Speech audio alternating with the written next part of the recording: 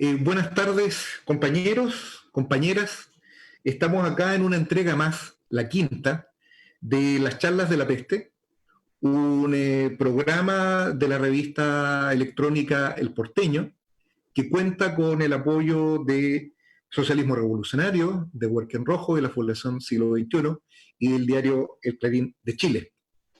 En esta oportunidad tenemos un invitado distinguido por sus ideas y por su compromiso militante. Él es Juan Carlos Gómez Leighton, es doctor en ciencias políticas y en lo pertinente y ante todo un marxista, un revolucionario y como pidió ser individualizado un latinoamericano nacido en Chile. El tema de su exposición, el tema de su exposición tiene que ver con una de las cuestiones más relevantes en el debate político contemporáneo, particularmente con la situación de crisis política que atraviesa el capitalismo a escala mundial, cuál es el tema de la propiedad. ¿Mm? El tema de la propiedad que muchas veces aparece junto con el tema militar, absolutamente ignorados en los debates de aquellos pretendidos socialistas o marxistas. De tal suerte que estimamos de que tratar este tema es fundamental. Sin más, dejo con ustedes a Juan Carlos Gómez Leighton. Muy buenas tardes, Juan Carlos. ¿Qué tal? Buenas tardes, ¿qué tal? Muchas gracias por la invitación. Es una suerte estos encierros que estamos viviendo desde hace 5 meses en Chile, porque nos ha permitido explorar otras tecnologías, otras formas de comunicación, otras formas de llegar a distintos lugares y conocer a distintas personas. Y creo que esta oportunidad que se me brinda para poder participar en esta charla es extraordinaria, poder comunicarme con la gente porteña y de otros lugares del país y también de la región latinoamericana. Entonces, un saludo muy cordial para todos, todas y todes. Indudablemente que el tema que nos toca analizar o colocar sobre la mesa es un tema que, como bien decía el moderador, es un tema que está siempre como escondido o no tocado. Se puede hablar de muchas dimensiones de la situación de crisis que vive la sociedad chilena actual o el sistema capitalista regional, latinoamericano o mundial, pero el tema de la propiedad privada, de los medios de producción, es un tema que no se aborda directamente. O se le aborda por la tangente, o se aborda de manera muy superficial y sin la intención de querer profundizar en ello. Y el tema es fundamental para comprender dos palabras o dos conceptos, dos categorías de análisis que están puestas también en estas charlas de la peste, ¿no? Que es la palabra revolución y la palabra contrarrevolución. Estos conceptos que desde hace mucho tiempo en la sociedad latinoamericana y en la sociedad chilena estuvieron, cierto, muy presentes en una época, estuvieron como lo que le daba sentido a la historia, era hacer la revolución social, y me estoy pensando en aquel periodo de tiempo que va entre el año 1959 en adelante, para no ir muy atrás, sino pensando en 1959 como el momento de la irrupción, de la emergencia de un cuarto periodo revolucionario en la historia latinoamericana. Y ese cuarto periodo de la historia latinoamericana emerge con la Revolución Cubana de enero de 1959.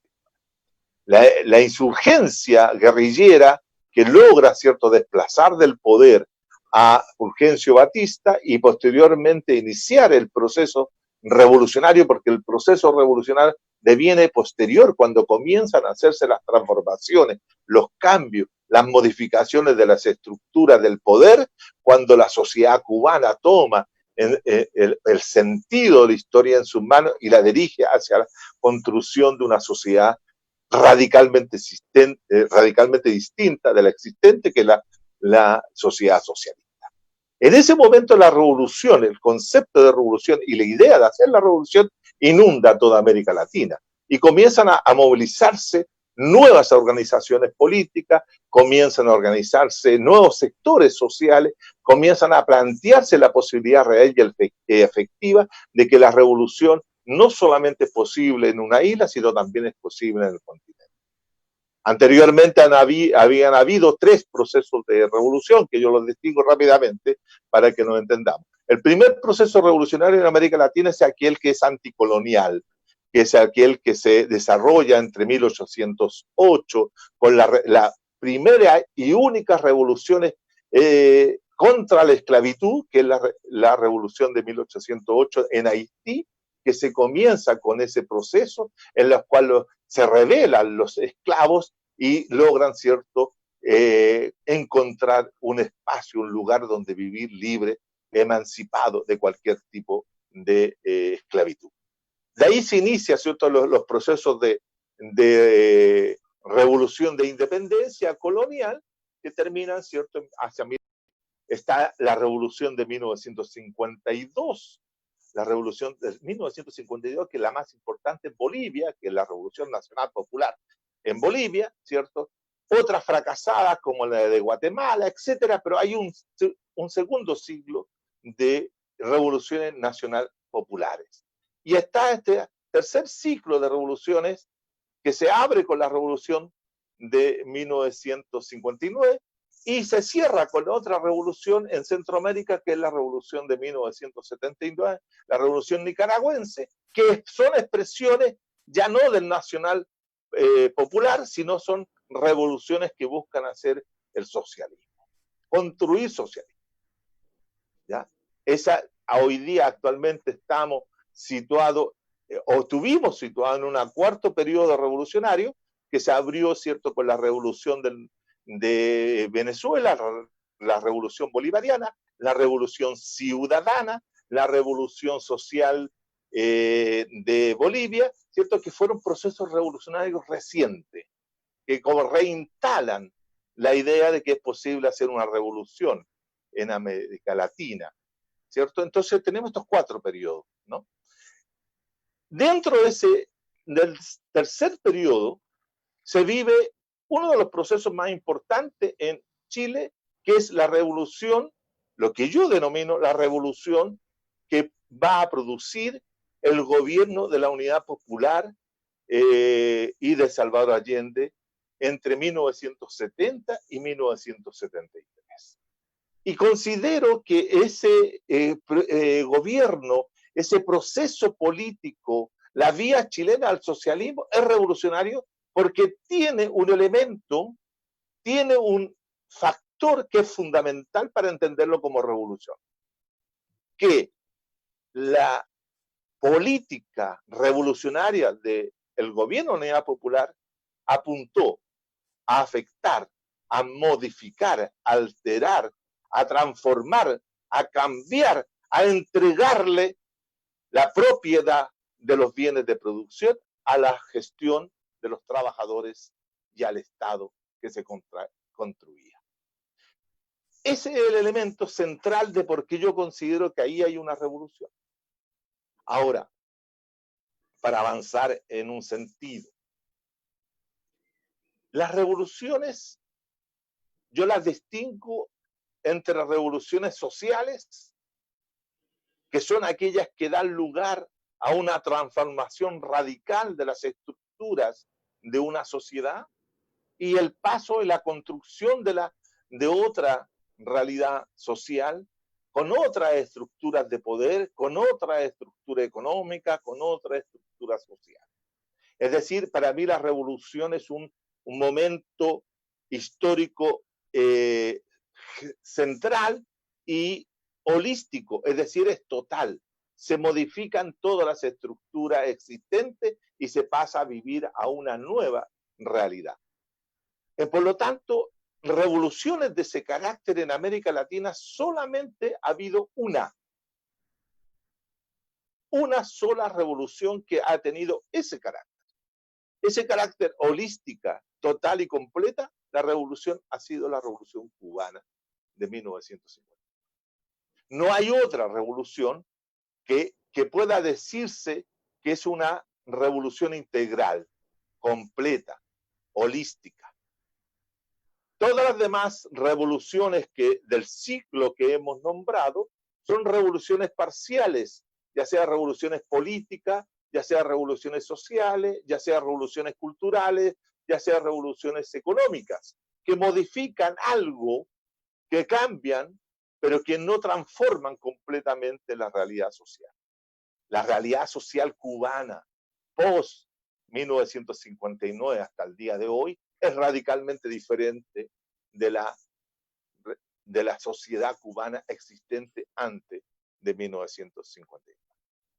Mientras que todos los demás mantienen estructuras de larga duración. Por ejemplo, todas las demás revoluciones no han logrado transformar completa y totalmente el modo de producción capitalista existente desde, pongámoslo para no entrar en otra discusión sobre los modos de producción, a partir del siglo XVIII en adelante.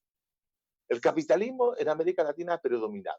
Han sido distintas formas de capitalismo, que han sido modificados con procesos de cambio de carácter revolucionario, pero no han sido para modificar el capitalismo y reemplazarlo por otra realidad. Eso se ha mantenido a lo largo del tiempo. Entonces, tenemos revoluciones que son completas.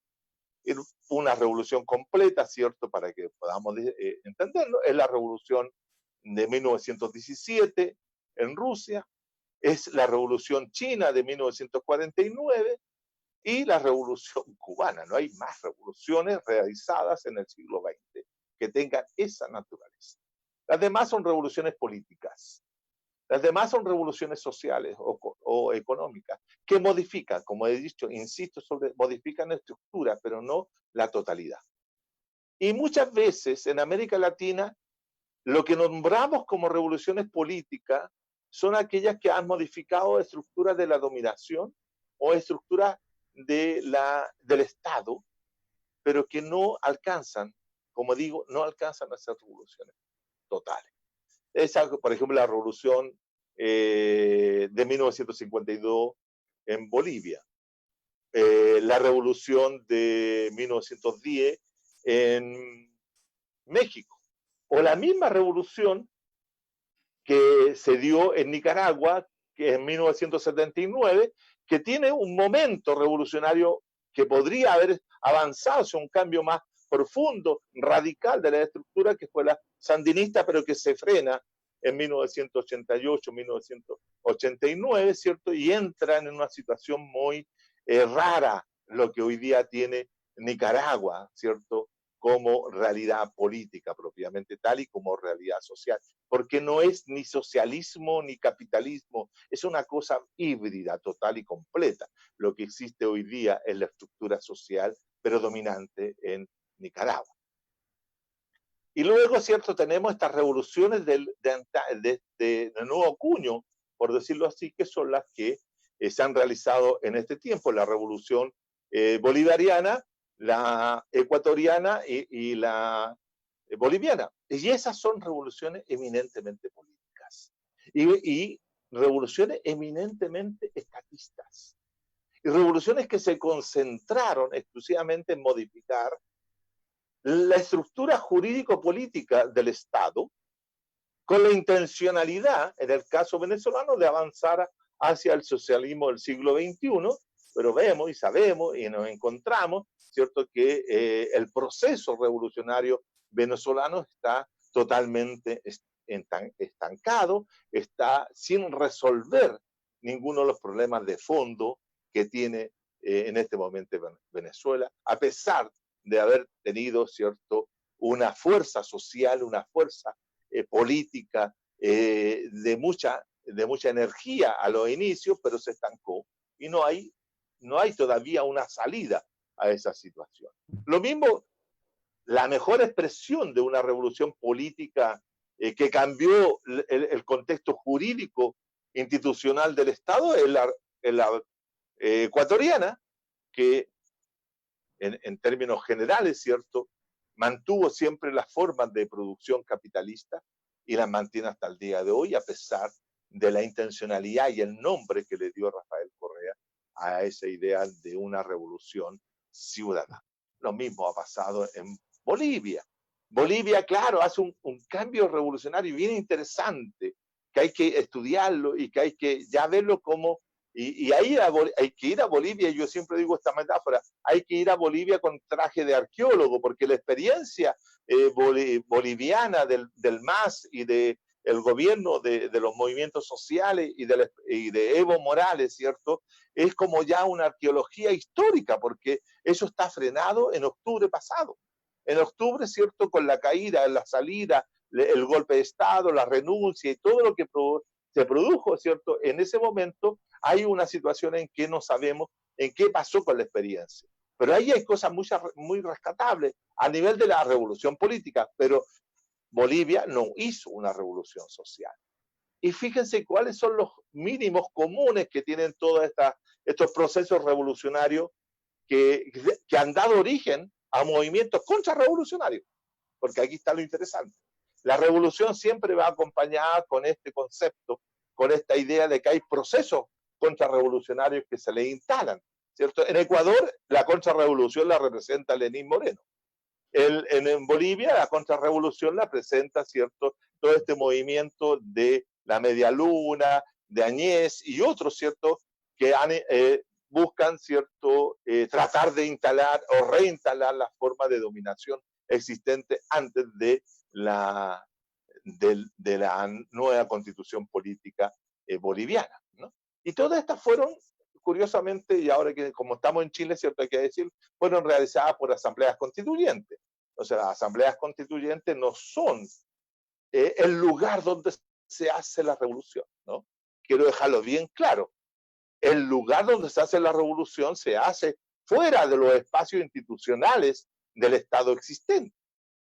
Por lo tanto, el primer acto revolucionario es terminar con la institucionalidad existente y instalar allí el poder destituyente para dar lugar, ¿cierto?, a un poder constituyente totalmente libre, emancipado, sin ningún tipo de controles o imposiciones o limitaciones que le impidan la realización misma del proceso que buscan hacer. Entonces, en ese sentido, estas intencionalidades de cambio político radical fueron totalmente limitadas.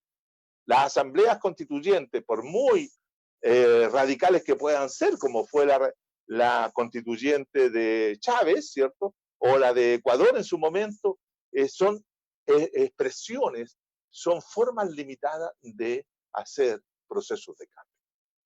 Bueno, en Chile hemos tenido, curiosamente, una situación paradojal, si ustedes quieren, con lo que yo mismo estoy diciendo.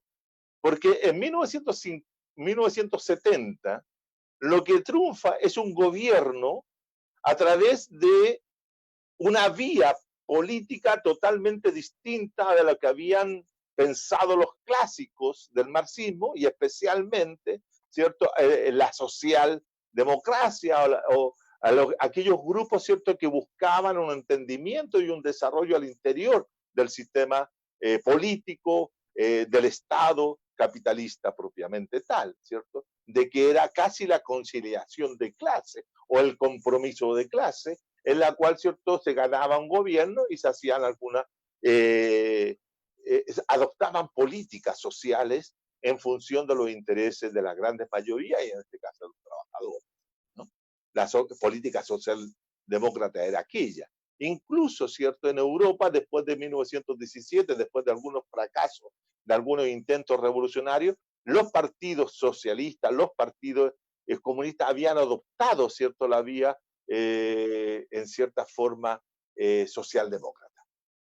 En Chile, ¿cierto?, los dos partidos principales de la alianza política que triunfa hace 50 años, que es la Unidad Popular, ¿cierto?, el Partido Socialista de Chile, por un lado, y el Partido Comunista por otro, ¿cierto?, y dos partidos recientes, que era el MAPU, el Movimiento de Acción Popular Unitaria, ¿cierto?, fundado en 1969, desprendido de la democracia cristiana, la izquierda cristiana, que era un partido que a su vez se desprende incluso también del MAPU, conformaban una alianza política que buscaba llevar a cabo un proceso que Allende denominaba de vía chilena hacia el socialismo en democracia. El primer impacto que tiene es vamos a ir al socialismo, no por la vía revolucionaria, que la vía revolucionaria muchas veces se le asocia a la vía armada, a la vía violenta, a la insurrección, etcétera, y la vía revolucionaria no necesariamente pasa todo por ser armada, sino que la vía revolucionaria es la intencionalidad final, el objetivo al cual se quiere llegar, que es, por ejemplo, terminar con el capitalismo e instalar la sociedad socialista. Eso es revolucionario, plantearlo. Ahora, pero para realizar una situación como esa, hay caminos, y un camino, ¿cierto?, tiene que ver con la afectación.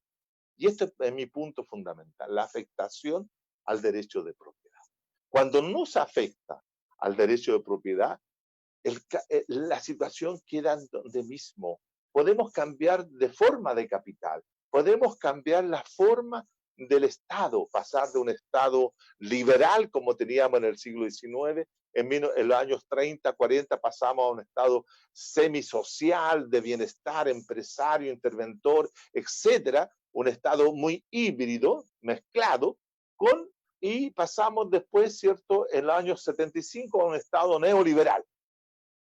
Cambiamos la forma de Estado, pero la estructura de larga duración, la estructura sobre la cual esa forma estatal se asienta y donde se dan las relaciones sociales de los sujetos que habitan un territorio dado, ¿cierto?, que habitan y conviven o conviven conflictivamente al interior de una sociedad, sigue siendo el sistema capitalista. Pasamos de un capitalismo portador, ¿cierto?, como en el siglo XIX, a un capitalismo industrial y pasamos a un capitalismo de extractivismo exportador también y mercantil, financiero, etcétera, como el de en la actualidad. Pero ahí no se modificó la estructura social, no se modificó la estructura política, no se modificó la estructura del poder. Todo lo contrario, se reforzaron las formas de poder propietario, individual, privado. La privatización, ¿cierto?, que conlleva la sociedad neoliberal es mayor inclusive que la que existía en los años 30, 40, 50, hasta los 70. Pero quiero volver a esta idea que me parece fundamental y central. El gobierno de la Unidad Popular es un gobierno revolucionario. Esta ha sido una discusión eterna entre aquellos sectores que se dicen revolucionarios o se decían revolucionarios en aquella época y que decían nosotros somos revolucionarios porque queremos llegar y terminar por la vía del enfrentamiento de clase con la burguesía para constituir sociedad. Y los otros, ay, que nosotros vamos por la vía tranquila, gradual, etc. El tema central no estaba ahí, sino que estaba. Y no hay que medir el gobierno de la Unidad Popular por esa discusión, sino que el gobierno de la Unidad Popular hay que medirla por las acciones que realizó. Y fíjense ustedes que, desde mi punto de vista, la principal acción revolucionaria que hizo Allende fue, uno, a finales de 1970, a finales, cuando estábamos en la noche de Año Nuevo, o a inicio de la noche de Año Nuevo, Allende hace un discurso donde señala que va a expropiar toda la banca, que va a expropiar, ¿cierto? Va a pasar al Estado todo el sistema financiero nacional y estatiza los bancos. Hasta ese momento Chile tenía un solo banco como Estado, que era el Banco del Estado, ¿cierto? Y de ahí se hace dueño de todos los bancos. Esa es la primera medida que adopta en función de controlar las finanzas, de controlar todo el proceso de producción de dinero y circulación de dinero en función de un proyecto revolucionario socialista. Segundo, después, ¿cierto? En el año 71, inicia la expropiación y la formación de lo que se va a denominar el área de la social de la propiedad, o si ustedes quieren, la propiedad social, ¿no? Y comienza la estatización, el traspaso de industrias hacia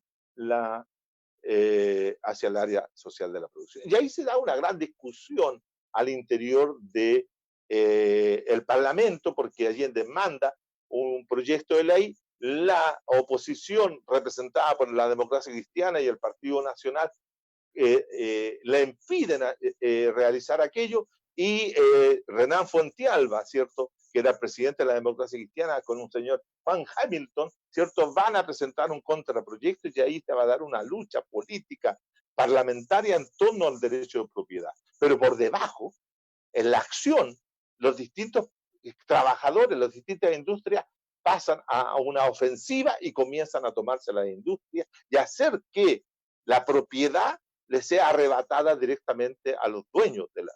Y ahí estaban haciendo revolución, ahí estaban haciendo, ¿cierto?, lo que era la construcción directa del poder popular.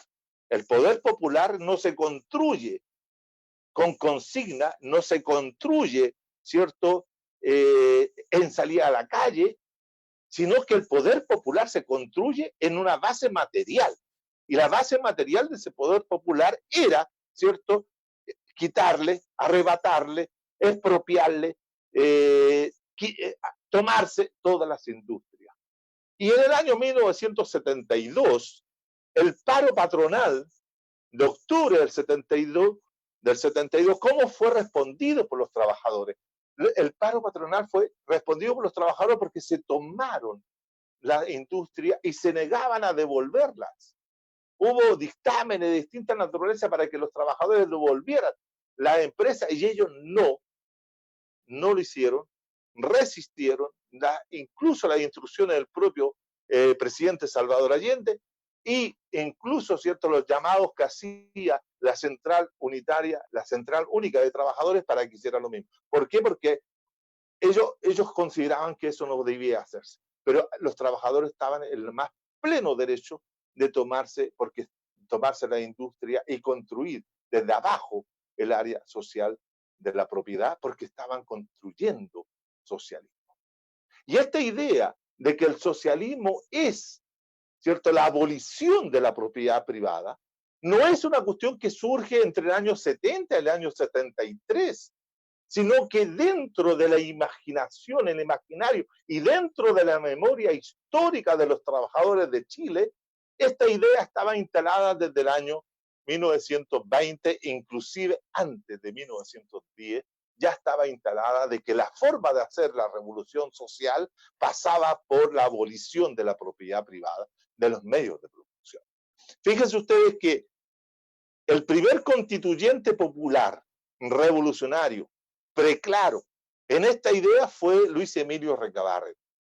Y Luis Emilio Recabarren va a escribir de su puño y letra una constitución política, la constitución socialista para Chile, en la cual, ¿cierto?, Recabarren establece de que para que Chile sea una sociedad socialista, tiene que terminar con los medios con la propiedad privada de los medios de producción. Y Recabarren tenía una idea fundamental. Recabarren decía: ¿quién tiene que administrar los bienes públicos o los bienes de producción, o llamémoslos como se dicen hoy día, los bienes comunes? No era el Estado, era el municipio. Él decía que tenía que haber una colectivización de estos bienes, y que tenían que ser dirigidos por los trabajadores, pero a nivel local, a nivel de la comuna. ¿Captan? No era así, no era que planteaba la estatización, sino que había una situación distinta. Bueno, posteriormente, cuando ya Recabarren funda el Partido Comunista, y el Partido Comunista se afilia a la Internacional Comunista, etcétera, adoptan la idea de que socialismo es igual a Estado. No, y ahí hay una equivocación. Socialismo no es igual a Estado, sino que El socialismo es la socialización de aquellos bienes que permitirían a una comunidad poder sostenerse en el tiempo. ¿Estamos? Entonces, en ese sentido, Allende y la Unidad Popular avanzaron y lograron, ¿cierto?, de que a través de este proceso de construcción de poder popular por abajo, ¿cierto?, los trabajadores pasaban a controlar el proceso productivo, pasaban a autogestionar inclusive muchas de las empresas. Hay toda una literatura que hoy día recorre diferentes lugares y a personas que son acerca de los cordones industriales, ¿cierto? A través de que van mostrando cómo se construyó poder popular en los hechos, no en la retórica, que a mí me parece mucho más relevante aquello que lo otro. Por lo tanto, la propiedad es en Chile un elemento central para poder hacer la revolución. Nosotros hemos tenido en el último tiempo revueltas. El 2019 fue una revuelta, pero no fue una revolución. La revolución pingüina tampoco. Son nombres que la prensa, los medios de comunicación, de manera muy, digamos, festivo, bautizan al proceso. Es lo mismo que el estallido. ¿Qué es un estallido? No, fue un proceso insurgente, rebelde, de sectores populares y sectores ciudadanos que dijeron basta, hicieron un gran no, un no de negatividad, ¿cierto? Construyeron, ¿cierto? Un detente, digamos, una paralización de cómo se venía reproduciendo el capital en Chile, y dijeron vamos a discutir esta situación. Pero desgraciadamente esos sectores no son los que están conduciendo el proceso político actual, sino el proceso político fue expropiado, apropiado de mala fe por los partidos políticos tradicionales, tanto del orden como extraparlamentarios, para ir avanzando en este proceso de constituyente que no se pone en práctica todavía, que sigue siendo una ilusión, pero que si llegase a producir sería un ingreso a una nueva jaula de hierro. Una jaula de hierro que lo que hace es detener, es mantener, es conservar las formas de propiedad que se constituyeron en Chile a partir de la contrarrevolución que surgió en 1973. Algunos autores, ¿cierto? Algunos autores han llamado al proceso de instalación e imposición a sangre y fuego en Chile del modelo de acumulación neoliberal como una revolución capitalista. ¿Ah? Hay varios autores que usan y han sacado libros con eso, la revolución capitalista, etcétera. Pero eso es un gran equívoco, porque en Chile no hubo una revolución capitalista. Lo que hubo en Chile fue una contrarrevolución socialista, una contrarrevolución en la cual se puso como perspectiva capitalista para recuperar lo que en 3 años había hecho el proceso de la Unidad Popular, que era, ¿cierto?, desbancar, sacarle la base material a la dominación del capital. ¿Captan? Entonces, calificar aquello de revolución es un equívoco tremendo, porque al mismo tiempo el concepto de revolución que se fue acuñado al interior de la modernidad desde el siglo XVIII en adelante, o del siglo XVI en adelante, con Copérnico y con con aquellos que van a inaugurar el concepto de revolución, es un concepto que tiene una carga positiva, que es un avance. Y en Chile, ¿cierto? El proceso de instalación del neoliberalismo no constituye un avance. ¿En qué sentido constituyó un avance para las grandes mayorías sociales? En ninguno. Es más, la decisión, fíjense ustedes que aquí la clase dominante, propietaria, que recupera a través del golpe de Estado sus bienes, en Chile al momento del término del gobierno de la Unidad Popular o del derrocamiento del gobierno de la Unidad Popular, habían más de 400 empresas en el área social de la producción. Todas fueron devueltas a sus antiguos propietarios. Hubo una contrarreforma agraria, que si bien no reconstituyó la antigua propiedad agrícola, es decir, no se reconstituyó el latifundio, pero sí se constituyó la gran propiedad agroindustrial para hacer posible toda la producción de fruta, ¿cierto? Que es la que va a sostener en primer término el proceso de reestructuración capitalista que vive la sociedad chilena a partir del 75 en adelante.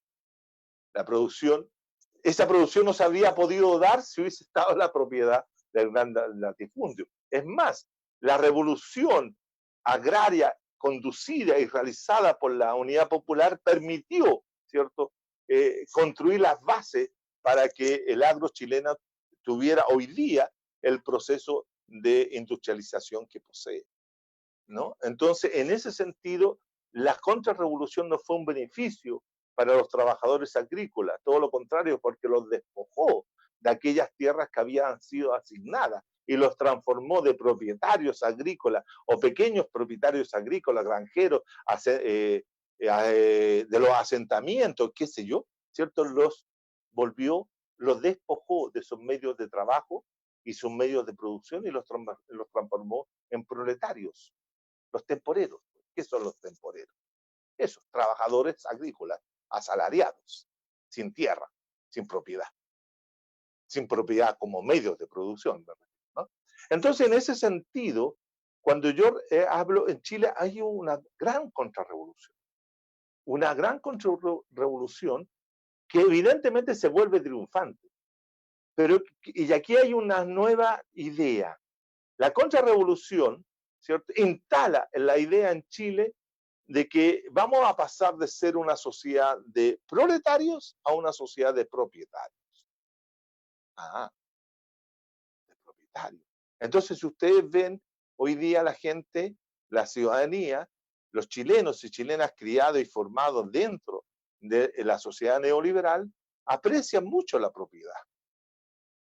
Pero aquí hay que distinguir lo que es la propiedad de los bienes comunes o los bienes de producción con lo que yo denomino la propiedad social y la propiedad de uno mismo. Fíjense, son tres categorías distintas.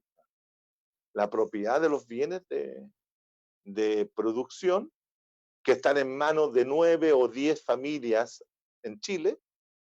Todos los chilenos no tenemos propiedad social que no sean otras cosas que bienes materiales como una casa, un auto, o qué sé yo. Entonces, imaginen patrimonio que le permite a la gente vivir y por lo tanto son propietarios de algo. Una casa, un auto, una juguera, un televisor, etcétera. Propietario. Esa es propiedad. Y está, ¿cierto?, la propiedad de uno mismo, mi cuerpo. Mi cuerpo. Yo soy propietario de mi cuerpo. Entonces, ¿qué es lo que ha significado esta concepción de estas tres formas de propiedad? Algo muy interesante, que por ejemplo tiene que ver con la revuelta y ya no con la misma postura que tenía la clase trabajadora o que tenían los sectores populares entre 70 y 73, que asociaban el socialismo a la constitución de una propiedad social abierta, que no solamente era la propiedad de ellos como individuos, sino la propiedad de bienes de producción. Hoy día, ¿cierto?, lo que se plantea es que, la nueva constitución política lo que va a hacer es establecer un Estado de derechos sociales. Es decir, los chilenos y chilenas vamos a recuperar aquello que también el capital nos quitó a partir de 1975, que nos expropió, que nos arrebató. ¿Qué es lo que hizo la contrarrevolución neoliberal? Fue despojarnos de todos los derechos sociales, económicos, culturales que teníamos y que se habían logrado establecer mínimamente a lo largo de los años 30 en adelante. El derecho a la salud, el derecho al trabajo, el derecho a la educación, el derecho a la vivienda, el derecho a la previsión social, el derecho a tener una vida tranquila, etcétera, como ustedes quieran. Ahí están los derechos. Los trabajadores del capitalismo democrático no tenían bienes de producción como propiedad, sino que van a tener derechos. Y esos derechos son la propiedad de ellos, que los permite constituirse como tal. Pero el neoliberalismo lo que hace es despojar a todos los individuos de esa propiedad y esos derechos, ¿cierto? Los transforma, como dijo el presidente actual, el señor Piñera, hace algunos años atrás, los transforma en bienes de consumo. Entonces ya no, la educación ya no es un derecho, sino que es un bien de consumo que se compra y se adquiere en el mercado de la educación. Lo mismo pasa con la salud, lo mismo pasa con el mercado de la previsión, lo mismo pasa por el mercado laboral, todas las cosas se compran, por lo tanto no son derechos, son adquisiciones. Y una vez que yo las poseo, tengo el dominio de ello, me transformo en propietario de esas cosas. Pero yo como sujeto no tengo derecho. Por lo tanto, por eso hay gente que no tiene educación, hay gente que no puede tener salud. ¿Por qué no tienen? Porque no pueden comprarla. Y el Estado se niega a entregarla. Y esta pandemia que hemos estado viviendo en estos últimos 5 meses ha demostrado que cada persona que no tiene recursos, y esto no solamente en Chile, sino que en toda América Latina y en todo el mundo neoliberal existente, que si no tiene recursos, se muere. Punto. El único derecho que tiene la persona hoy día es morirse. Pero cuidado, se puede morir, pero no significa que se puede ir a enterrar a cualquier lugar. Porque si no tiene una tumba, si no tiene comprado un nicho, si no tiene la propiedad adquirida, va a una fosa común. ¿Gastan? Entonces todo se ha vuelto un, una propiedad que se vende, que se adquiere en el mercado. Y eso es un despojo de lo que podría ser perfectamente una digna sepultura para una persona que murió o que muere, etcétera, por X razones. Pero la persona debe tener así como tiene que tener una casa digna, debe tener también una tumba digna. ¿Ah? Entonces, en ese sentido, lo que quiero decir que una revolución actual, una revolución social, debe pasar necesariamente por la desestructuración del poder de las clases propietarias. No sé si nosotros hemos pensado, o ustedes que me están escuchando, ¿han pensado que tenemos que quitarle la propiedad que tiene Lucy? ¿Tenemos que quitarle la propiedad que tiene Mate? Y todo eso grande, la familia Solari, ellos son los dueños de Chile. Es decir, ellos, las 3 o 4 familias que son dueños del espacio marítimo. ¿Nos vamos a dejar que ellos sigan teniendo esas propiedades? ¿O simplemente vamos a construir una regulación? Una regulación en la cual dicen X o Z. No, no, estimados y estimadas. No, compañeros y compañeras que me escuchan. Para hacer una revolución social hay que desestructurar la propiedad privada de los bienes de producción y traspasarlo al dominio y al uso y al goce de todos los chilenos y chilenas. Todos tenemos que ser dueños del agua, todos tenemos que ser dueños de los recursos minerales, todos tenemos que ser dueños de la naturaleza, de los bienes de los árboles, de los bosques nativos y los bosques artificiales. Tenemos que proteger a nuestra especie a través de una política racional de conservación y explotación de aquellos, pero que vaya en función no de intereses privados.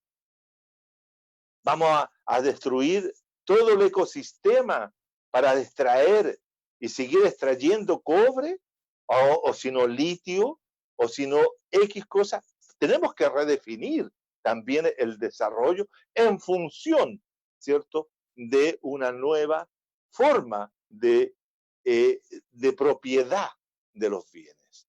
Y también luchar para que aquellos que no tienen bienes, que no somos dueños de bienes de producción, tengamos bienes sociales extendidos para todos. Y eso pasa que toda la salud sea para todos, que la educación sea para todos, que la sanidad sea para todos, que el trabajo sea para todos, que todos tengamos lo que algunos plantean como el salario ciudadano, todos y todas.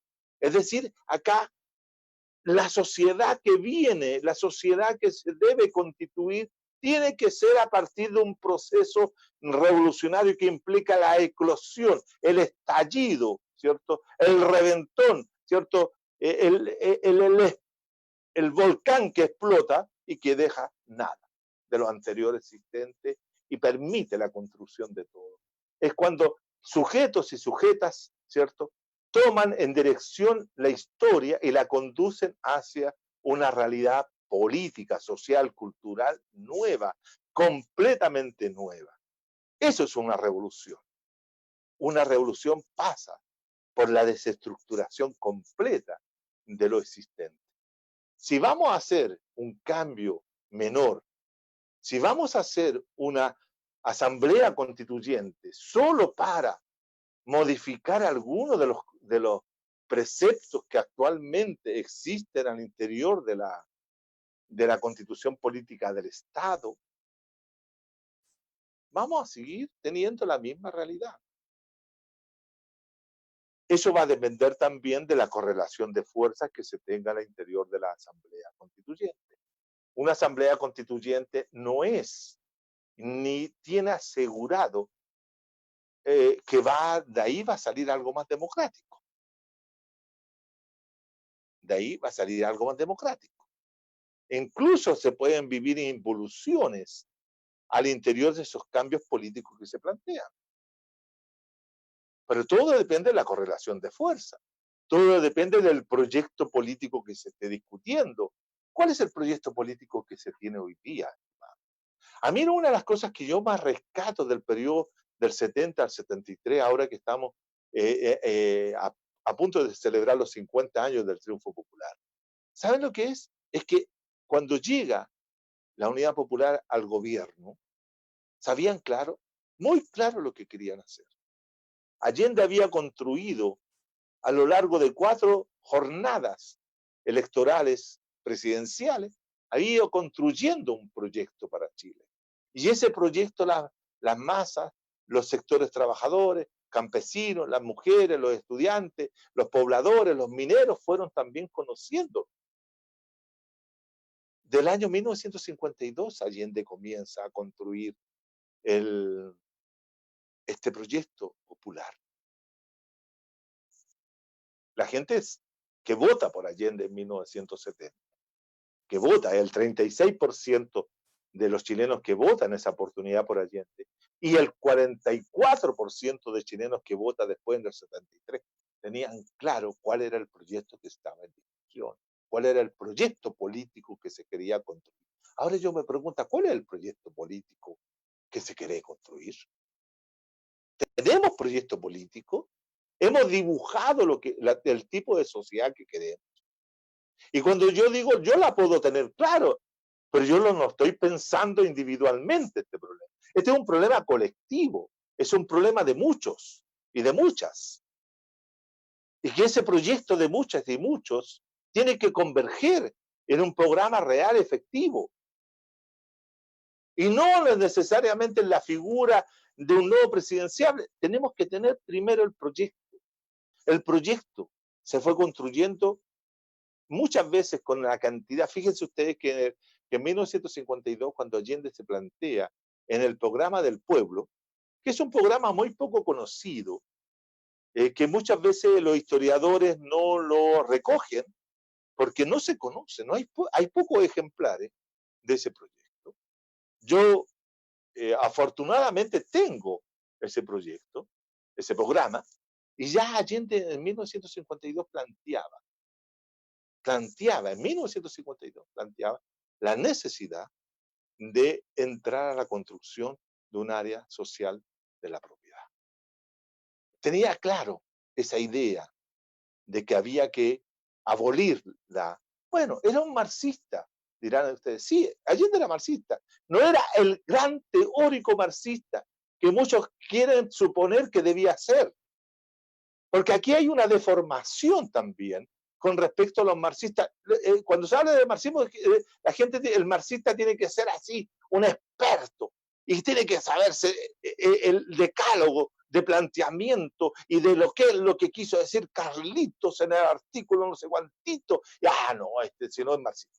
Por favor. El marxismo es una construcción teórica para hacer la revolución. Carlos Marx, cuando escribió todo aquello, estaba construyendo teoría para hacer la revolución. Y por lo tanto dejó establecido algunos elementos. Nosotros podemos tomar algunos de esos elementos, pero sabemos, y lo dijo, para poder hacer la revolución socialista hay que abolir la propiedad privada de los medios de producción en manos del capital. Punto. Esa premisa, esa fórmula, ese planteo sigue siendo válido hoy día. Esté como esté organizada la propiedad del capital. Porque algunos dicen, no, es que hoy día los trabajadores son partícipes porque tienen su fondo en tal lugar. Por favor. El poder del capital tiene el 90% de las acciones y los trabajadores podrán tener el 10% de las acciones, el 0,01% de las acciones de una gran, y eso no lo hace dueño de nada. Solamente de esas 3% o 0,3% de las acciones que recibe una rentabilidad anual por eso.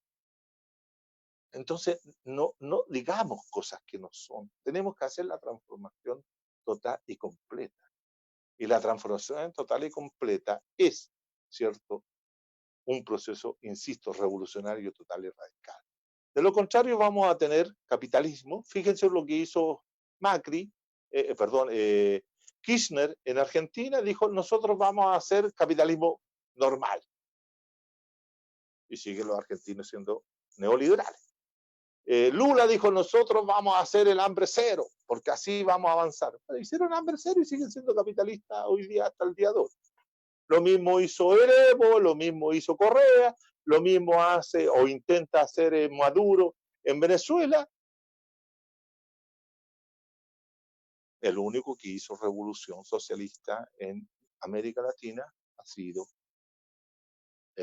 Cuba, con la dirección de la revolución en manos de los Castro, que uno podría discutir un montón de cosas de eso, pero eso ya sería cómo hacer una revolución dentro, como diría Regis Debray, dentro de la revolución. Ya, ese otro problema.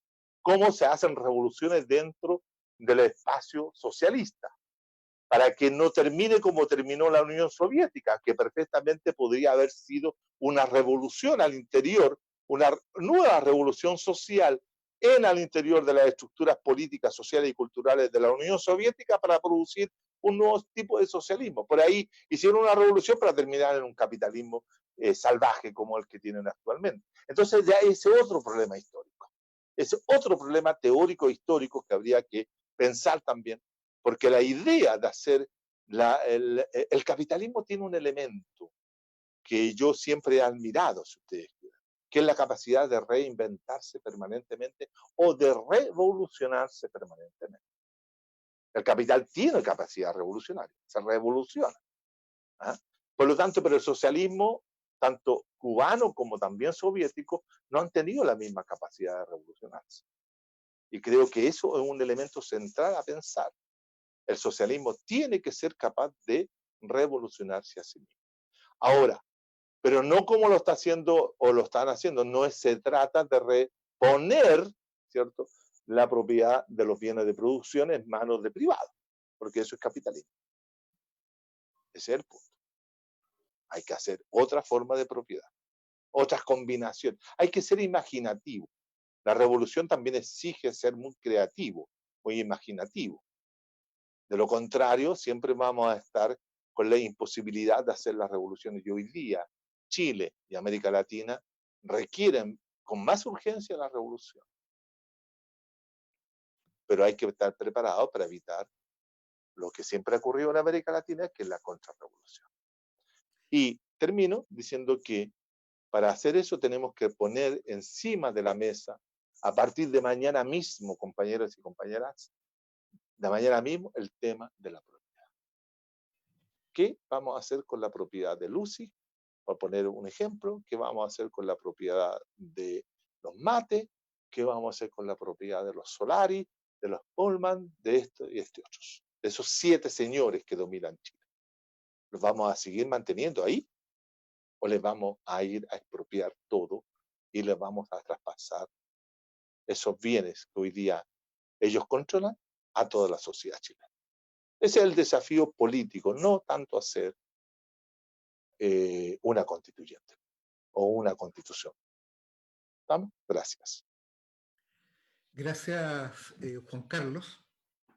Creo que la cuestión central que se planteó, digamos, al iniciar tu exposición sobre el rol de la propiedad en un proceso revolucionario está suficientemente demostrada, ¿no? Vale decir, nosotros no podemos hablar siquiera de revolución si este proceso social, si este proceso político no alcanza las formas de propiedad que son dominantes a la clase que gobierna, en este caso la burguesía. Esto es algo válido para cualquier proceso. Sin embargo, te quiero hacer una pregunta. Tú aludiste, tú aludiste a la revolución del 52 en Bolivia, y esa revolución tuvo, entre otros efectos, el de acabar de alguna forma con el latifundio en Bolivia y crear el pequeño propietario. Las nacionalidades indígenas en Bolivia pasaron a ser pequeños propietarios y de alguna forma el movimiento al socialismo de Evo Morales se sustenta en esa capa de pequeños propietarios. Eh, Perdón que me extienda un poco, pero me parece que es muy interesante. Lo voy a conectar con algo, con una frase un poco lúgubre, tétrica, de Pinochet, cuando él decía, no queremos un país de proletarios, recordarnos, sino que queremos un país de propietarios. Y en la actualidad, esto no es algo que saco de las catacumbas de la historia, sino que es una idea que se ha vuelto a replantear. Los defensores en su momento de las AFP han hecho una campaña feroz señalando de que quienes quieren acabar con la AFP se quieren nacionalizar los fondos de las cuentas individuales de capitalización previsional. Vale decir, la cuestión de la propiedad en la realidad concreta ha sido un instrumento de lucha política y es precisamente la pequeña propiedad, aquel punto de conexión, digamos, umbilical que tiene la burguesía para apostar a algún tipo de apoyo popular. Y te lo planteo, ¿por qué razón?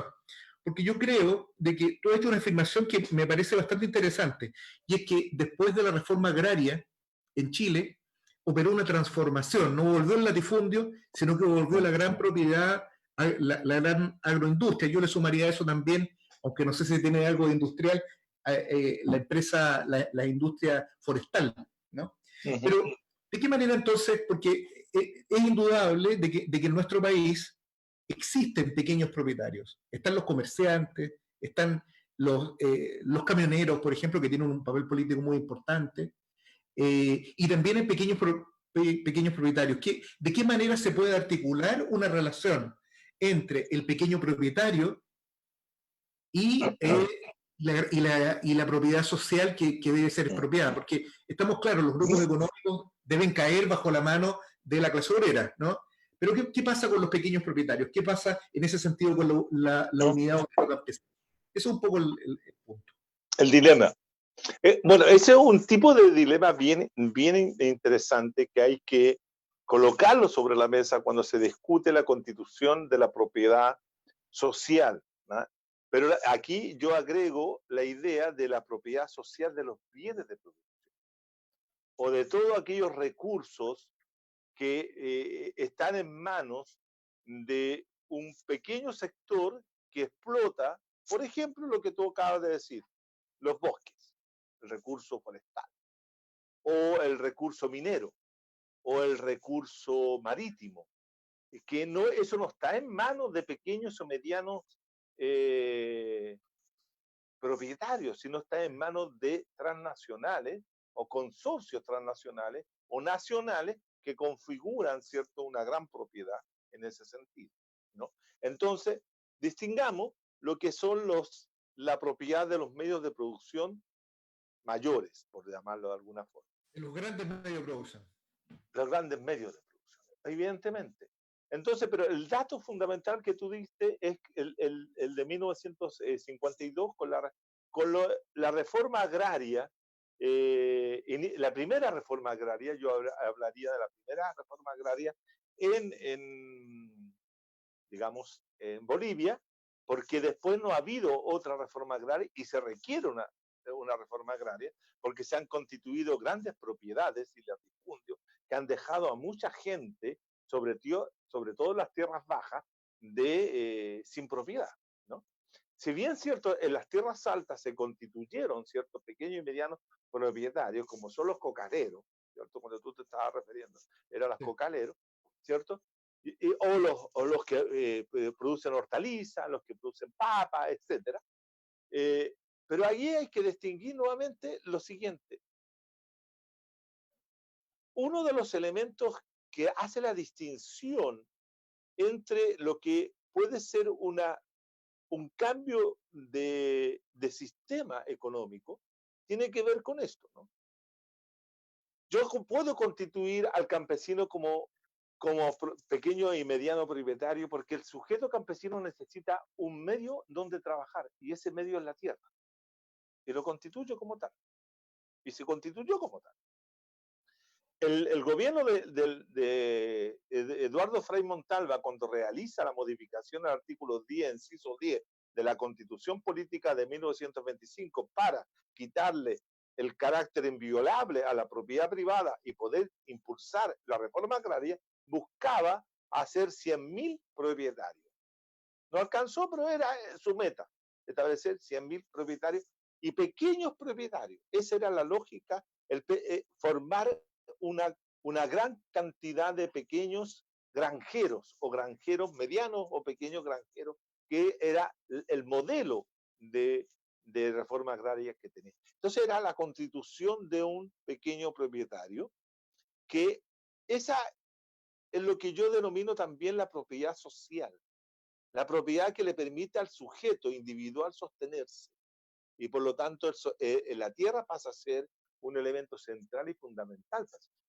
Y esa propiedad también puede ser perfectamente entendida como aquella que tú has señalado, ¿cierto? La propiedad de aquel sujeto que tiene un taxi, un auto para trabajarlo como medio de trabajo. Y es un medio de producción, es un medio que le permite adquirir cierto dinero, obtener dinero para poder subsistir. Esa es una propiedad también que la podemos calificar como propiedad social, que le pertenece al individuo porque lo sostiene, le da posibilidad de desarrollo, de crecimiento, de ser parte de la sociedad. La casa, tener una casa también es una propiedad social. Por eso yo hice la distinción entre los grandes medios de producción, la propiedad social y la propiedad de uno mismo. Uno mismo también tiene es dueño, ¿cierto?, de su cuerpo. Las mujeres hoy día, ¿cierto?, te plantean de que ellas son dueñas de su cuerpo y ellas pueden decidir cuándo ese cuerpo puede ser utilizado, comillas, utilizado para la reproducción o cuando no, porque ellas son dueñas de su cuerpo. Entonces ahí también se ha construido una idea de que la propiedad no es solamente aquellos bienes que están en la naturaleza o que permiten, ¿cierto?, sostener a grandes poblaciones, sino que también la propiedad pequeña, que también constituye al sujeto.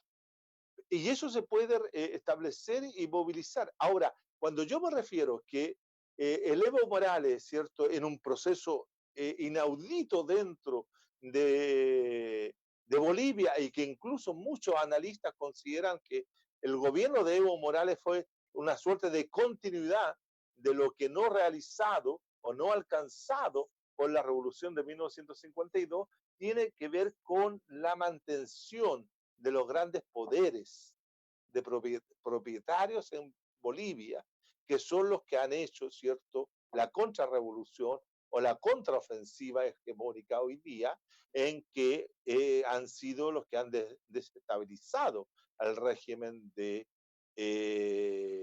Morales en Bolivia. Entonces, estamos hablando de eso. Eso también se puede pensar, pero dos cosas. Una cosa es pensarlo, lo que tú has señalado, dentro de una idea de sociedad capitalista.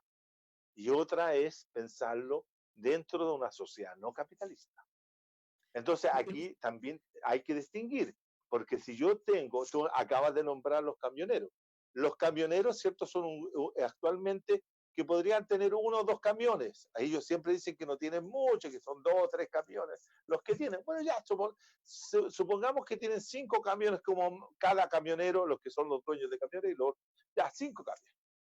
Pero ellos tienen una situación monopólica y tienen una situación de poder al interior de la sociedad chilena que tienen que el control de la distribución de los bienes que son necesarios para la vida humana desde Arica a Punta Arenas, ¿no? Entonces ellos no dejan existir a otros que puedan competir. Ellos tienen un control monopólico de esa situación y por lo tanto, por ejemplo, impiden, y el acuerdo fue con el Estado chileno, el Estado empresarial chileno, de neoliberal me refiero, ¿cierto?, de que el ferrocarril dejara de existir. Y el ferrocarril es 3 veces más barato para transportar bienes que los camioneros.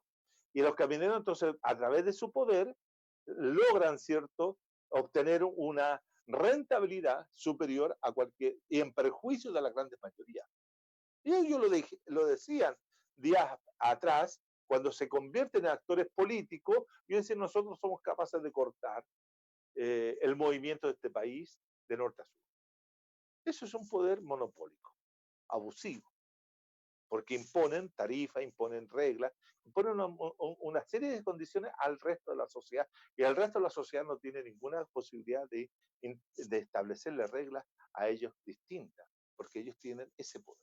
¿Sí? Y si pudieran existir los camioneros conjuntamente con el transporte de trenes, de transporte de tren de carga, sería ideal. ¿Por qué no? Si estamos pensando en un bienestar colectivo, no estamos pensando en un bienestar individual o de grupos al interior de la sociedad. Esa es la forma como se plantea la sociedad capitalista, pero yo no estoy pensando de futuro en tener una sociedad capitalista. Estoy pensando en un tipo de sociedad socialista en la cual entiendo el socialismo como una suerte de igualdad y de equidad entre los distintos sujetos y sujetas que habitan la sociedad, ¿no? Entonces, por lo tanto, no voy a entregarle más poder a un grupo para que perjudique a otro.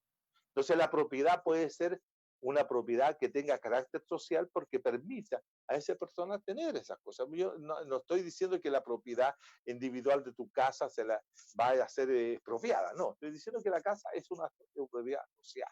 Ah, bien, ok. Juan Carlos, mira, Sí. respecto a este mismo tema, hay uno de los polos de discusión que pone el liberalismo y que pone la burguesía, es hacer esta suerte de identificación popular entre los intereses del gran capital y los intereses del pequeño propietario. Está claro de que la única forma que tiene el pequeño propietario de cautelar sus propios intereses, esta propiedad social, como tú la llamas, es de la mano de los trabajadores, que son aquellos que pueden defenderlo, porque el gran capital lo único que hace es depredarlo. Sin embargo, tenemos otro problema que tiene que ver, y que esto ha sido ampliamente debatido, y que también es materia de discusión política en la actualidad, cuando uno habla de expropiar a los grupos económicos, por ejemplo, en la actualidad es una necesidad, yo diría, para tomar un lenguaje chavista, una necesidad patriótica, la expropiación a los grupos económicos y al gran capital financiero. Sin embargo, se opone la cuestión de ustedes son estatistas. Y esto, entonces, lo que quieren en realidad es darle todo este dinero a los políticos. ¿Cómo enfrentas tú esa discusión sobre el problema de la propiedad estatal versus la propiedad colectiva o la gran propiedad socializada? Es que yo tengo la impresión de que justamente uno de los aprendizajes, una de las discusiones, una de las cosas que hay que volver a colocar es discutir qué es lo que vamos a entender por estatista y qué es lo que podrá entenderse por lo público, que es un tema también que nosotros desde el punto de vista de la idea del socialismo tenemos que reflexionar. Es decir, cuando yo decía, por ejemplo, que recabar al comienzo del siglo XX pensaba que la propiedad tenía que ser socializada entre los trabajadores, y que los trabajadores a través de una instancia como la comuna fueran los que pudieran dirigir, administrar esa propiedad, estamos diciendo una cosa radicalmente distinta de lo que es el Estado. Por lo tanto, ahí se puede construir algo distinto, diferente.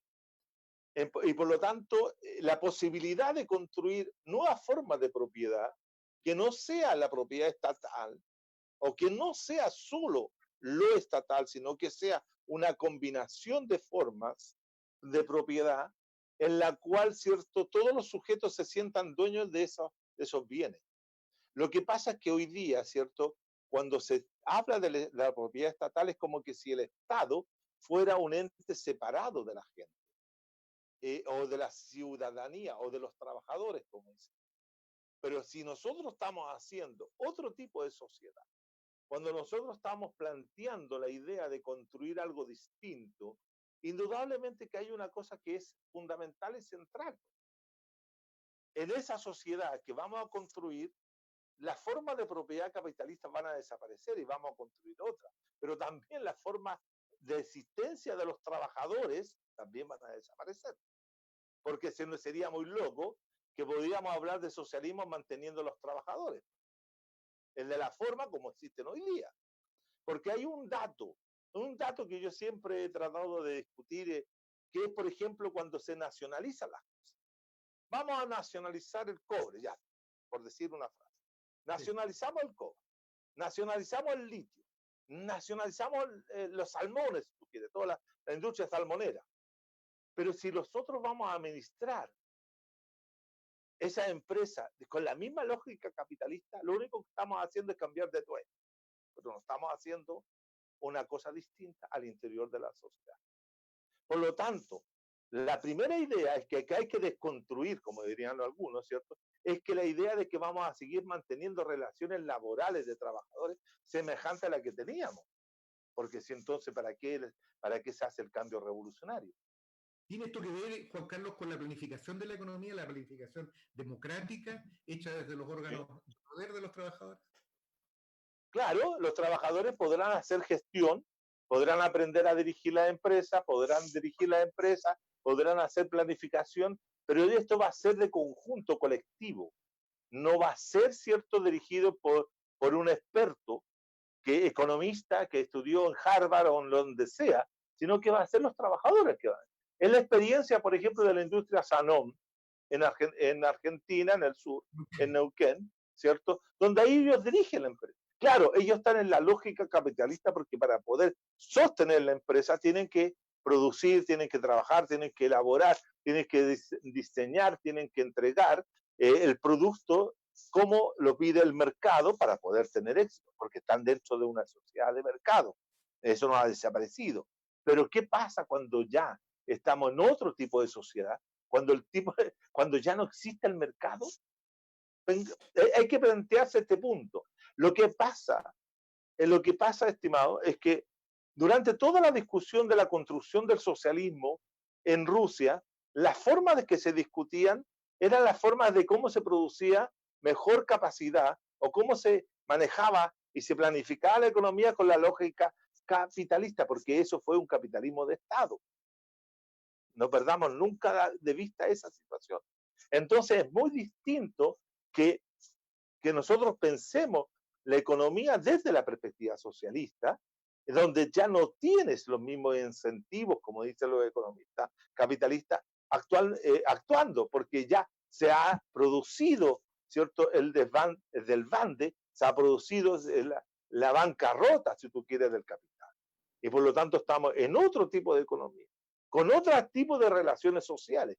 Entonces, todo ese esfuerzo hay que pensarlo. Lo que pasa es que hoy día no lo estamos pensando, no lo estamos trabajando, porque como vemos que ese proceso que es para mucho tiempo más adelante, no estamos preocupados de aquellas cosas pequeñas o de aquellas cosas que hoy día nos urgen más, pero no estamos pensando cómo queremos construir esa sociedad.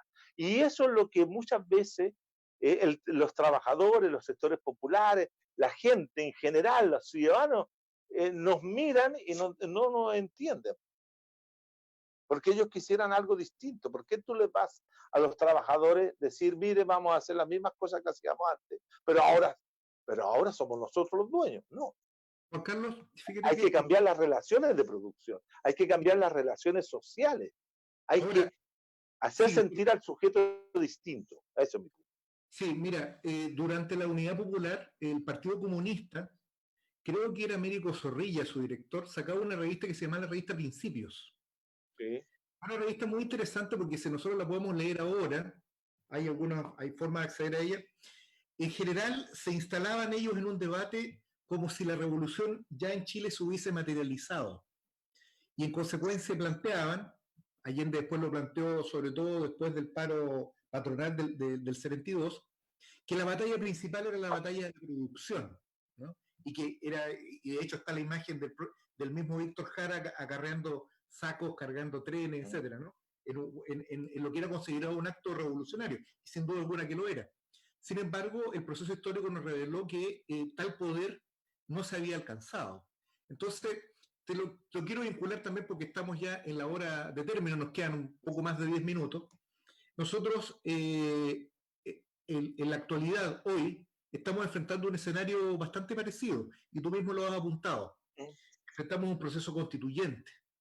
Y un proceso constituyente, como suelen hacerse las cosas en Chile, que tiene características bien especiales. Hay una norma que es el 135 de la Constitución que expresamente dice, esto en otros países no habría ocurrido, pero estamos en Chile, dice expresamente que el poder constituyente debe reconocer como límite el carácter republicano, vale decir la separación de poderes, se insinúa, ¿no es cierto?, la intangibilidad de las Fuerzas Armadas y los tratados internacionales.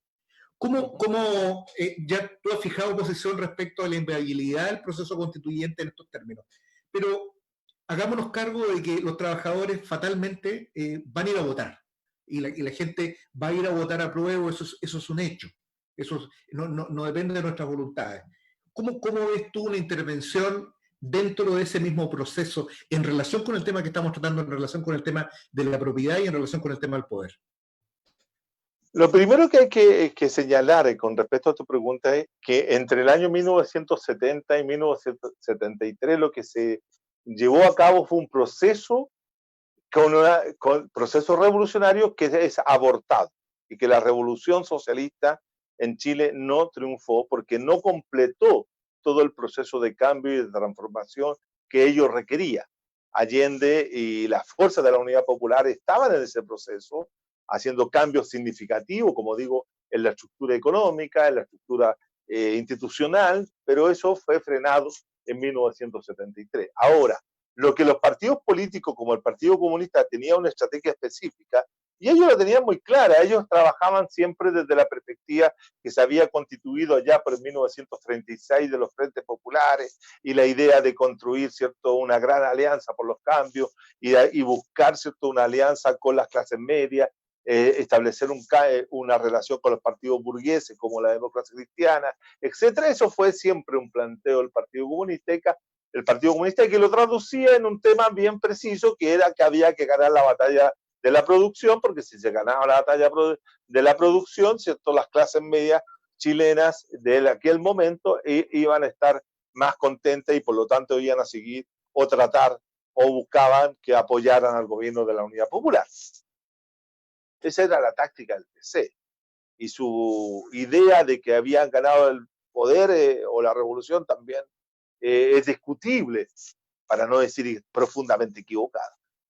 Como también era profundamente equivocada otras de las tesis que se planteaban. Pero era el calor de la discusión política, era el calor de la historia que se estaba viviendo, que se estaba transcurriendo, aquello que habían disputas entre los distintos actores sociales y políticos de ese momento. Y hay que entenderlo como un periodo revolucionario. Los periodos revolucionarios tienen distintos actores que tironean para distintos lugares porque todos ponen en juego, ¿cierto?, su proyecto político. Lo interesante es que en ese momento había proyectos políticos que estaban en disputa al interior inclusive de la Unidad Popular. No solamente el proyecto político que discutía la Unidad Popular internamente, sino que también había proyectos políticos de la clase y de los sectores contrarios, etcétera. Y eso es. Ahora, hoy día, la coyuntura abierta en octubre del 19, ¿cierto?, tiende a aparecerse porque los sectores de la clase dominante observan con un cierto temor y con cierta incertidumbre para dónde va la situación abierta en octubre, y esto lo ha expresado, por ejemplo, Andrés Alamán, en la cual él ve que la intencionalidad de la izquierda existente sería terminar con la constitución política del Estado, pero sobre todo poner nuevamente en discusión del tema del derecho de propiedad. Y lo dijo claramente antes de comenzar la pandemia y lo ha ido ratificando de distintas formas, por ejemplo, cuando se discutió el tema del 10% con respecto a del retiro que podían hacer los chilenos y chilenas de la propiedad de su propio ahorro, ¿no? Entonces, en ese sentido, hay esta discusión. Ellos temen que la desestabilización de la Constitución del 80 los llevaría a perder de nuevamente el control de la propiedad y poner en juego la propiedad privada de los bienes de producción. Ellos saben claramente, ellos no saben que ellos no tienen el temor de que sea la casa, que sea la propiedad social que hemos llamado. Ellos tienen clarito de que se trata de la gran propiedad que poseen los grandes empresarios de este país, tanto financieros como mineros, industriales o manufactureros o mercantiles. Ellos no tienen claro que eso es lo que tienen que defender frente a esta gran muchedumbre de no propietarios en ese sentido, ¿no? Entonces, que los trabajadores vayan a votar, no sé si los trabajadores, estimados, han estado votando en los últimos años, punto uno. Porque aquí hay un tema. Yo me he dedicado a estudiar lo que denomino, ¿cierto?, el partido de los no electores en Chile, de las y los no electores en Chile. Y eso es un partido, lo llamo partido porque es una fracción, es un conjunto, es una franja, un fragmento de la sociedad que es enorme. En la última elección fueron cerca de 7 millones, 8 millones de personas que no votaron. No votaron. Y ahí en esos sectores están los trabajadores. Los trabajadores no están votando. Porque los trabajadores no se han visto reconocidos o no se sienten reconocidos en ninguno de los candidatos o candidaturas o expresiones de proyectos que se han mostrado en los últimos tiempos. No se ven reconocidos en la señora Beatriz Sánchez, no se vieron, ¿cierto?, representados en la figura del periodista Guillé, y menos en los sectores de la derecha. Porque aquí los trabajadores no votaron. Si ustedes revisan todas las que son las estadísticas de los sectores populares, en los sectores populares la gente se abstuvo. Y ahí están los trabajadores. Claro, me dirán ustedes los que votaron clase media. Sí, clase media que tienen una condición de soporte social distinto a lo que son los trabajadores asalariados que viven en las poblaciones, en los sectores populares. Los sectores populares en Chile no votaron en la última elección. Entonces, en ese sentido, tengo la impresión de que puede haber una gran sorpresa con respecto al famoso apruebo o el plebiscito de entrada. ¿Y cuál es la perspectiva que tú ves? Porque sin duda alguna que es una disputa ver exactamente qué es lo que van a hacer los trabajadores en esta fase. Yo lo que... Sí. ¿Hacia dónde va esto? ¿Cuál es la Mira, yo tengo la impresión de que nosotros estamos en una situación de incertidumbre total, donde la pandemia nos ha hecho mucho mal, sobre todo especialmente porque no nos ha permitido la deliberación, no nos ha permitido la construcción de ese proyecto que se estaba elaborando en los distintos cabildos, en las distintas asambleas populares, en los distintos lugares territoriales de la sociedad chilena y sobre todo del espacio popular, del espacio de los trabajadores en los territorios. Y en eso era importante y eso se ha visto suspendido y por lo tanto no estamos produciendo algo. Y yo tengo la idea de que se podrá llegar al plebiscito de octubre, si es que lo permite la autoridad o no sale con cualquier invento, ¿cierto? Y va a ganar el apruebo. Estoy totalmente seguro y eso no lo desconozco, va a ganar el apruebo. pero va a ser, como lo he sostenido en otros lugares, ¿cierto? Eh, una, un ingreso a una convención constitucional que va a ser como una cancha de rodeo cerrada, y que si no vamos preparados con mucha gente progresista, con mucha gente que piense que hay que hacer una transformación mayor, van a ganar los mismos sectores de siempre, y vamos a sacar una constitución política nueva, obviamente obviamente que mejor que la de 1980, pero desde el punto de vista de una perspectiva revolucionaria insuficiente. Va a ser una nueva constitución política burguesa, si tú quieres, que va a establecer un régimen político democrático burgués que va a mantener, ¿cierto?, la forma de manejo y de establecimiento de las formas democráticas que son siempre contrarias a los intereses de los sectores populares, y va a seguir más de lo mismo, pero un poquito transformado, ¿ya? Cambiar para mantener la dominación. Eso es lo que va a ocurrir. Fíjense ustedes que, porque no solamente que hay que atender a lo que digan los trabajadores, que es una voz importante, pero también hay que atender a lo que están diciendo los gremios.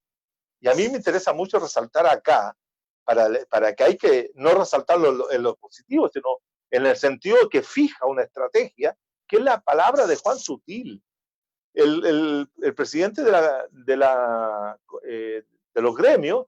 Él señaló que había que establecer un tipo de socialdemocracia en Chile.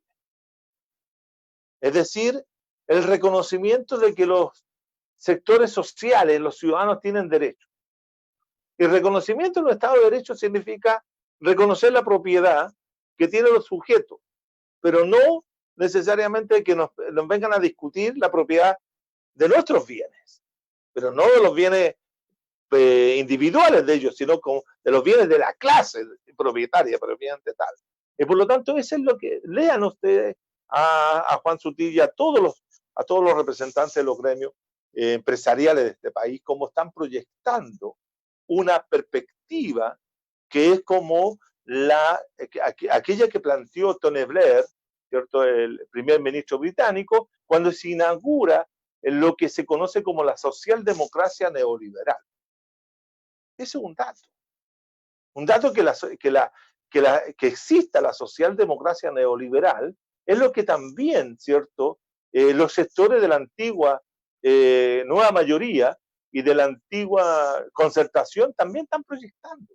Y que son los que proyectan Revolución Democrática y algunos grupos del Frente Amplio, que también es una concepción socialdemócrata a la neoliberal que se instituyó en Inglaterra con los gobiernos laboristas de Tony Blair en adelante, y que ha sido también materia de existencia en los países escandinavos. Es decir, ahí hay una suerte de solución para la crisis del 19, de octubre. Es una crisis dentro de una salida capitalista.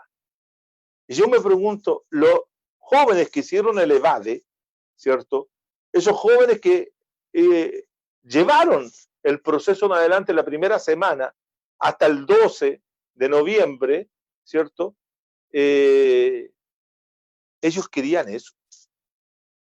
Ellos querían entrar en una asamblea constituyente. Bueno, yo tengo la impresión de que esos sectores estaban por poner fin tanto al capitalismo neoliberal en Chile en su totalidad, ¿no? Por eso es la idea, el neoliberalismo nace en Chile y muere en Chile. Es indudable que el reclamo de la Asamblea Constituyente es un sucedáneo revolucionario. Vale decir, es muy distinto la Asamblea Constituyente de Menem, por ejemplo, o la Asamblea Constituyente colombiana, que son, o la de Fujimori, que son actos del régimen orientados a perpetrar una determinada reordenación de sus fuerzas con respecto a aquello que se levantó de las manifestaciones, porque las manifestaciones, yo diría, más por carencia de una dirección política, la masa gritaba por la Asamblea Constituyente y también reclamaba por el asunto de las pensiones y no más AFP. Juan Carlos, estamos absolutamente fuera de tiempo. Ha sido un agrado para mí, se nos pasó esta hora y media volando. Creo que ha sido una contribución muy importante, principalmente por la capacidad que has tenido de poner una relación entre un tema como es el de la propiedad, que aparece totalmente desdibujado en el debate político de la izquierda. Parece que todos fueran la cuestión de los derechos humanos, parece que todos son los reclamos inmediatos y los grandes problemas, como es el problema de la propiedad, y en otro también trataremos, y espero que podamos contar contigo también para tratar la cuestión militar, son problemas centrales en el desarrollo de toda revolución, si es que esta merece ser llamada así. En nombre de la revista El Porteño y de todos los compañeros que están detrás de esto, todos mis agradecimientos. Ha sido una charla muy formadora, muy contundente. Y bueno, te dejo un par de líneas para que te despidas y después nos vamos definitivamente. Bueno, en primer lugar, agradecer al diario y a la revista Porteño, El Porteño, de estar en esta conversación que nos permite no solamente plantear supuestos, sino que también nos dejan a nosotros con la capacidad de cuestionar nuestros propios supuestos. Yo creo que una forma de avanzar en la reflexión teórica, política e histórica que se requiere en momentos como este es también ponernos a discutir nuestros propios supuestos sobre la base de lo que existe y de lo nuevo que queremos construir. Yo creo que esa es mi tarea como pensador, como intelectual orgánico, diría Gramsci, de las clases populares. Así que le agradezco la oportunidad de estar en este momento y espero haber sido una contribución. Y si fue polémico, mejor todavía. Muy bien, Gracias. pues, Juan Carlos. Nos despedimos entonces. Chao, compañero. Listo. Chao, Chao, compañero. compañero. Que esté bien.